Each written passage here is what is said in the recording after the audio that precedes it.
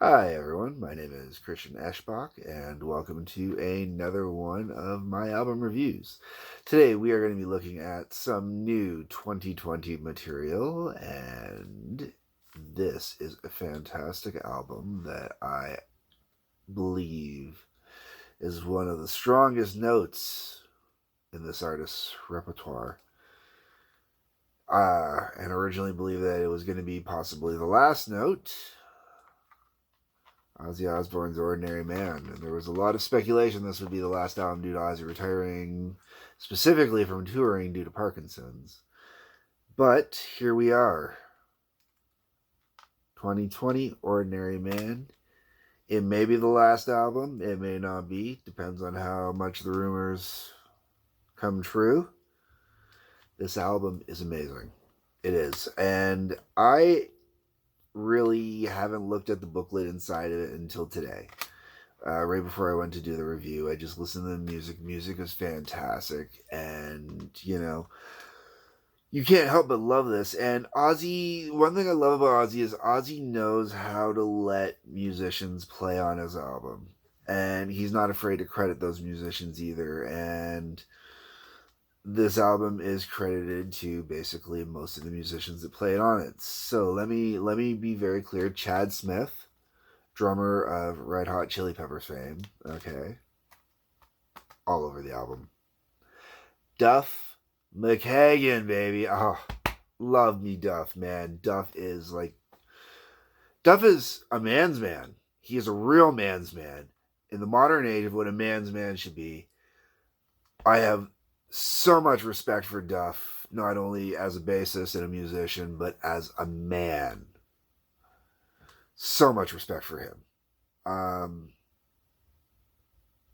Andrew Watts, who also produced the album, plays a lot of musical parts and fills in here and there, is like on every song. And then you've got guest musicians that show up all over the album as well. Slash is on a couple tracks at least in the album. I didn't memorize exactly which ones. Just like I didn't memorize which songs Duff's missing from, because I think there's 2 tracks that Duff's missing from, maybe 3. But, this album is amazing. Absolutely amazing.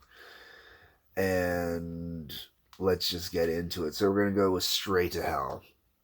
First off, that's the video you can find on YouTube, one of the videos. Straight to Hell is a great song. It is both a traditional Ozzy song, and it is also this album is very Black Sabbath-esque. And if you'll notice, if you're a regular viewer, there's been a string of Sabbath kind of related as we go. So we're into the Ozzy part of it. As you can see, there's a progression. Go back and watch it if you haven't seen the progression. So Straight to Hell, though. Great way to start the album off. It really it kicks it into gear. It has this beautiful breakdown in the middle of the section, and then it thunders right back in. This is also one of the songs that Slash appears on for the guitars. Yeah. Duff, by the way, co-wrote everywhere that he plays on the album. Basically, whoever played on the songs got a rating credit, and that includes Chad Smith as well. I don't know how the breakdown for the ratings actually went. I don't care either. I think it is important to note that basically the way this was credited is if you played on this song, if you put your part into this song, you got the credit on this song. So part of me wants to assume that when these songs were recorded, the guys got together in a room, they worked on these songs together, put the song together, Ozzy put the vocals over top. I'm assuming that's how it goes. I'm going to go that way. Let's keep the mystique for me that way. Okay. After that, we go into All My Life. All My Life is where the album gets very retrospective. Mellows out a little bit, chills down. Really nice tune, though. Brings it down just perfectly after Straight to Hell. It's a great track selection mix there. From there, we go into Goodbye. Goodbye. You'd think it's quiet with a thing like Goodbye, but no, it's like throttling right up. It's like Ozzy saying goodbye to the demons, almost, but it's the demons saying goodbye to the demons,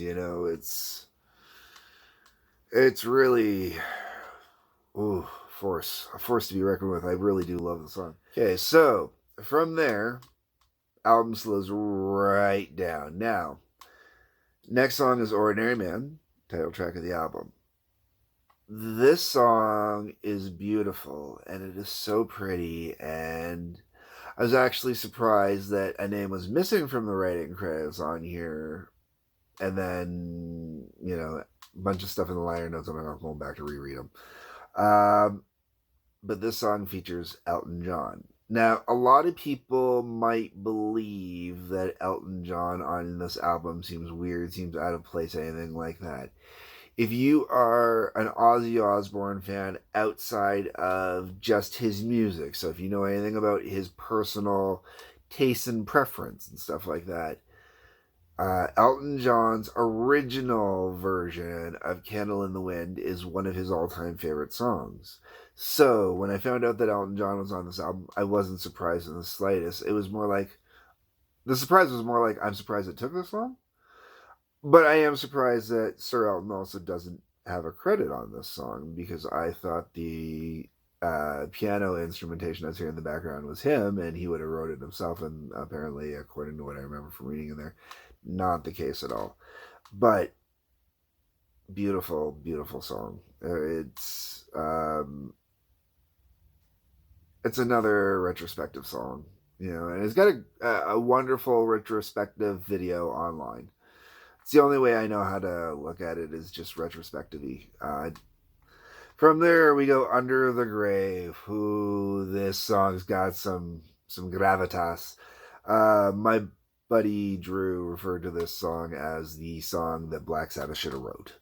And it's understandable. This one, whoo, man, it just comes up and goes. But this whole album, as I've already mentioned, there's a lot of Sabbath-esque instrumentation and vibe in it, except for it's modernized. You can tell it's not the guys from Sabbath playing. You can tell it's Ozzy working with these guys, but Ozzy did it, and it feels like it was done in the way that things were done in the Sabbath days. There's just a lot of that in here. But Under the Grave is a great song. Oh, just really kind of all over, snaking through, takes you, grabs you, lifts you. Oh. Okay, next song, Eat Me. All right. Ozzy does a song called Eat Me. You know what he's saying. You know what he's saying. You know what he's saying. And if you understood that hand gesture, you know what he's saying. Okay. Great, fun, punk-esque song. I am sure Duff and crew had so much fun playing on Eat Me, because it's just so... It's so... Oh, yeah. Today is the End. It's the one song on this album I feel, compared to every other song on this album, it's the weakest song on the album. To me, it is. And it's not a bad song. It's a great song. It is one of those album cuts. It is. It's a great, great album cut. Totally love it. But compared to every other song, it just kind of disappears on the album. It really does. And that says a lot, because, that's a great album. From there, we go to Scary Little Green Men. Scary Little Green Men is... I love that Ozzy allowed himself to have a bit of a sense of humor on this album. Eat Me is a good little part where he's having, he's taking the piss out of everyone. Scary Little Green Men is another one where I have a feeling that those lyrics have probably been sitting around forever, or something like that, or parts of those lyrics have been sitting around forever, and you went to the guys and said, I kind of want to make something work with this. Can we make something work? Because it's such a great song. It never would have worked if it was anybody else, except for, it would have to be one of the shock rock guys to pull off a song like Scary Little Green Men and make it sound good. Because only the shock rock guys have got the bands that are backing them properly to pull this off. And Ozzy had the right guys to pull this off, to back this properly, to make this song work. Because otherwise, it would have come off as a bad joke. Or it could have come off as a bad joke. It's Ozzy, it wouldn't have come off as a bad joke. Not everything Ozzy does is great, but this song is a fun song. It really is. From there, we go. Just as a side note, is there an actual full video with Jason Momoa doing Scary Little Green Men? Because if there isn't, I'm pissed off. That little teaser trailer thing, but there was no video that I found anywhere of the actual song, drove me nuts. It really drove me nuts, you know? Like, oh, I'd love to see a whole video for that. Okay. Sorry. Moving on. Okay, so from there we go into Holy for Tonight. I like Holy for Tonight. Holy for Tonight, once again, is another very much retroflective or reflective song. Retrospective. He's right almost in the beginning. You can hear how much he misses certain friends being gone. I'm going to assume he's talking about Lemmy right off the bat. Not just Lemmy, he lost other friends too. He's lost so many friends over the last few years, especially since kind of the last album came out. And, it's been really, with everything going on in his life, you can hear it in Holy for Tonight. I don't want to say it's a sad old man song, but it's a sad old man song, Sorry. Not saying that Ozzy's a sad old man, but the Prince of Darkness.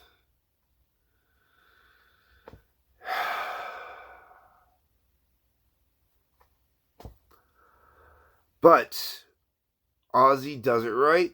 He finishes off the album strong. He finishes off fast. He finishes off hard. He finishes off with It's a Raid. Comes at you fast and hard and furious. Now, I have no clue who the hell Post Malone is. I don't know what his music style is. I know squat about Post Malone, theoretically. All I know about Post Malone is what I know from here. And the only reason I know why Post Malone's on It's a Raid is because there's a bonus track that my understanding is it's... I don't know if it's a Post Malone track that Ozzy guested on or what the hell. I don't know what the hell it is.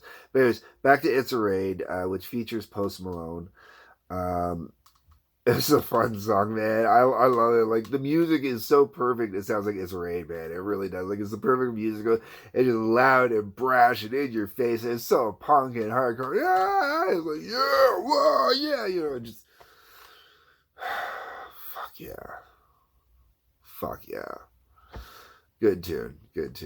Part of me almost wants to go check out Post Malone. I'm just hoping that I'm not disappointed by any Post Malone that I stumble across, And then from there we go, Take What You Want. Once again, that's featuring Post Malone. It also has Travis Scott. I have no clue who the hell that is either. Sorry, folks. I don't do a very good job of paying attention to modern musicians' names. I know some of them. Depending on who they're playing with, I kind of know them, I'm bad. I'm sorry. I'm slowly turning one of those old men. I like new music, though. I do. I know I've been covering a lot of old bands. I promise you, new music, new bands coming. So anyways, this is Ozzy Osbourne's Ordinary Man. Buy it. Love it. It is a fantastic album. It's worth the money. To me, it's worth going to the store, buying the album, listening to the album. If I wasn't so invested in my CD collection, I probably would have picked it up on vinyl, but I'm very invested in my CD collection, so I'm not switching over. Great album, though, folks. Thank you very much. Anyways, as always, love you all. Peace and take care.